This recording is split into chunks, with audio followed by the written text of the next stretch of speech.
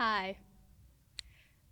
This is weird to me because I have social anxiety, so just bear with me. But what I wrote is a little long. It's not necessarily a poem. It's actually a speech that I wrote for a protest that I organized around this time. Well, a little, a little more around like May of last year. That's actually where I met Jamar at. So he asked me to share it with you guys. All right. When I started my journey in protesting and activism, I had written a speech about how we have to heal ourselves because we can't keep expecting our abusers to stop abusing us just because we ask them to.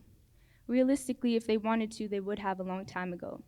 So to ask permission for us to exist or to prove our worth and humanity all the time only reaffirms to ourselves and others we weren't allowed to do so in the first place, which we know isn't true. It's a basic human and God given right to be valued and free to exist on this earth. So I want to read you the speech because my boy over here invited me to do so, and I made some changes to it so that it was more relevant to now because it still holds a lot of truth. But then I want to talk to y'all about something about that has occurred to me in the years since this speech was written. So stay with me here. May 27, 2020. To my black brothers and sisters, just like all of you, the memories, the news, and the harsh realities of the injustices and atrocities we face at the hands of ignorance, hatred, and bigotry have left me heartbroken, angry, frustrated, hurt, and most of all, tired. We're tired. We're exhausted, tired of seeing our loved ones and people who look like our loved ones being murdered in cold blood, in ignorance, on camera, behind closed doors, behind closed mouths, and within their spirits. Tired of having to fight for our existence, excuse me. As a whole, our people have been abused, used, and left to suffer time and time again, but we get up and we keep going. After every tragedy, after scandal, every heartbreak, every hashtag, and time again, nothing changes. They give us a crumb and they go back to eating their full course meals, but we're still hungry and we're still tired. But that does not mean that we give up. It doesn't mean we resort to the ways that we know best or that we take what the white man has given us and run with it and make it our own. Isn't that what they did? They came to this country for freedom and then they took ours. They took the land of the natives and the lives of the slaves they traded. But no more. Now we can make our own plate, so we will eat. See, every single one of you are a part of the change. But we need to change. We need to be the change to make a change. It's okay to look for guidance from the past because we have a lot to learn. Our ancestors have guided us here today, but when you look back for too long, you don't see what's in front of you, and this makes it easier to fall. We're already so hurt, and our pain has become so great that it's uniting us, but we must break these trauma bonds and cycles to have true connection and true unity with one another. To the allies, the Asian, South Asian, Middle Eastern, Hispanic, Latinx, Native American, and even the white allies, thanks for being here and participating. Thanks if you do more than just post a stupid black square. It makes my heart grow seeing that not everyone holds evil to a normalized standard, that things can change. It gives me hope, but we still need faith. Look around you. Please take this moment to look around. Feel loved for a second. Be loved. Every single one of you is a living, breathing masterpiece. What are the odds that we all exist at the same time, in the same place, at this very moment right here? Each and every one of you is important. You are your own story. And I want you to remember that even when we feel like nobody cares, there will always be people who do. And these are the people that we need right now in this day and age more than ever. We're here, and we are part of a bigger story, the bigger picture, the solution, and the change. But a protest is not an end-all solution.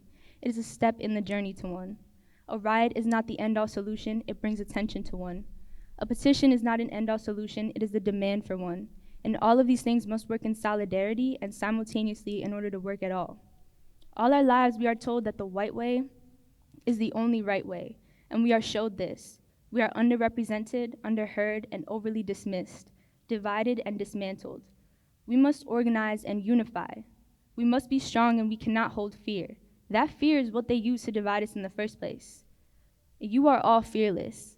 Just by existing in a world that has been set out against you, you are here, you are alive. You are you, and that is a success in its own glory. Sorry. So now what? What does this even mean? Time and time again, we watch our black brothers and sisters fall at the hands of the white man, and all they get is a slap on the wrist, if they get a slap at all. Time and time again, we tell the evils of the white man to change. But I'm here to tell you that we can't make deals with the devil, because there will always, and I mean always, be a catch. They won't change. If they wanted to, they would. Every time we tell them that they should, and most do, the things that they should and most do already know, we release our power. We reinforce the idea that we don't have the power to change things, that we don't have the power to make a difference. But where do you think we learned that? They tried to parent us into possessions, into submission, to make us feel as if without them we cannot succeed. Have y'all ever had a family member like that? A friend or a partner? It's debilitating. Our ancestors had and knew their power, Black kings and queens, intellects, inventors, educators, wealth of the mind, body, and soul. Just like the Library of Alexandria, look that up if you don't know what it is. With all that knowledge and power we possess, the white man took from us and taught those same ancestors not to get it back. But I'm here to say that we never lost that shit in the first place. We eventually just believed that we never had it. We have generations and generations of unhealed, untreated, unidentified pain, hurt, and trauma, and now it's so great it has become anger. Our thoughts and judgments are clouded and unclear. We don't know what's wrong or right when we base it off the world that we live in, and how could we? And I know he be acting up, but y'all ever heard that song by Kanye? He said it best when he was like, crack dealer by Jordan, crackhead by crack, and the white men get paid off for all of that. They taught us to fund and facilitate our own destruction. We need to think about the world we want to create and create it. They've beaten us, they've divided us, they belittle us, they gaslight us, but yet we have never broken. We cannot and we will not allow them to gaslight us any further, to manipulate us into questioning our sanity or our sense, into feeling like we need to prove our worth or our power as if we don't already know. We've been knew what the fuck is going on. We know, and we can't let this continue. If we saw the power, the knowledge, the strength, the influence, and the love we all have and share, and believed it within ourselves and each other, we could create that world, a world where we belong. Because the more we try to fix a system that was never broken, a system that was meant to do exactly what it's doing right now, the more we try to fit into a system that never allowed us space in the first place, the more we will fall. The more we will have to shrink and erase ourselves to feel included. The more we will grow angry. The more hurt we will face, and the more we will never live in our authentic truths and freedoms. Fuck that system. We can make one that works. We can and will make one that works. We could be the politicians, the leaders, the educators, the dreamers, the writers, the protectors that we always wanted, that we needed, that we deserve, that we always had and always were, but we're too clouded by pain, deception, and disempowerment to see within ourselves. We are those people for us. We don't need their guidance or their helping hand. Look within yourself. Release the hate they have taught us to internalize and project. Replace it with love. We hear famous quotes like, "Be the change you wish to see in the world," but we never even understand what that means to us. It means letting your voice be heard. It means doing stuff like this. Sorry. It means being unafraid of stating your presence, of taking up space that you deserve. We are not burdens. We are not criminals. We are not weak-minded. We are not uneducated. We are not unmotivated, just like the people they made us out to be. But we knew that too. We know who we are and we know who we've been. We're excellence. And I refuse to let them turn us evil, because we are not them. We are not like them, and we thank God for that. Malcolm X once said, "If you don't stand for something, you will fall for anything," and he was right. We wanted to be invited to the table so bad. We've been sitting with the same evils that kept us out because it was better than the cards they dealt us in the first place. So today I ask you to take a stand for this, for us, for ourselves, for George Floyd, for Breonna Taylor, for Ahmaud Arbery, for Mike Brown, for Tamir Rice, for Emmett Till, for Eric Garner, for Daunte Wright, for Adam Toledo, for the people sitting to the left and right of you, in front and behind you, for every single person who died for being Black or a person of color, for embodying intelligence, strength, grace, beauty, and the one thing they wanted the most from us, which is our power. I know we are tired and we have had enough, and no one wants to do this shit again. But as our great fallen sister Aaliyah once said, if at first you don't succeed, you dust yourself off and try again. So we gotta try again. So that was the speech that I wrote last year, and I felt like I left some things out. So I wanna get real with you guys for a sec. I've been studying myself and spirituality since then, getting in contact with my higher self, my inner self, and inner child, doing a lot of shadow work, healing, growing, learning, and trying to break generational curses as well as these societal norms. I had seen this video on TikTok talking about how there's a U-shaped door in the universe and we have to walk through it alone because we're the only ones who fit through it. And a lot of people don't make it through because they're always trying to bring everyone with them before they even get there. This was something that I had yet to fully understand when I wrote that speech a year ago. but I was getting at something. Healing allows us the space to value ourselves authentically, outside of the value others place onto us through their fragmented lenses. If we take our power back, our worth, who's to say we don't have the freedom to create those spaces? That equality, the equity and quality for ourselves that we've always deserved. And who's to say that we haven't already? Why wouldn't we be able to create our own table where everyone has a seat instead of asking for a seat to a table we've been unwelcomed at, or that we have to change or devalue ourselves to be a guest at? I think what we truly saw all along was this God-given freedom above equality that we've always had. Being an activist and organizer, I noticed myself and my co-organizers as well as other protesters forgetting our own humanity in this fight to prove our humanity. It was so easy to judge one another, to criticize, to divide ourselves, to point fingers at people within our community, to spread hatred, because we were angry and overwhelmed by the amount of work we felt like we had to do to undo.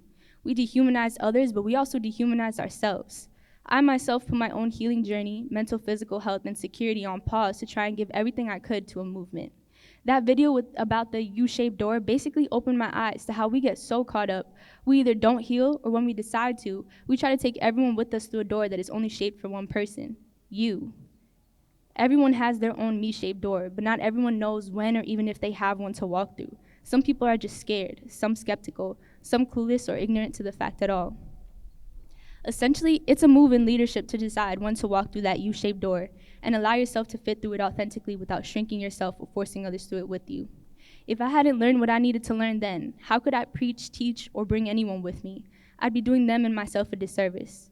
Essentially, going into the movement, I wanted to emphasize compassion in ourselves and each other, solidarity and individuality, and I still believe the same. When everyone values themselves, not above others, but just as a human, an individual unit who is whole in themselves, it allows themselves the power and compassion to stand with others and show others to do the same. I always say it takes a million ones to make a difference. We always think about power in numbers, but we forget to care for the pieces that make that puzzle whole. Every individual plays their part. My individuality is valuable. My one life matters. My voice makes a difference.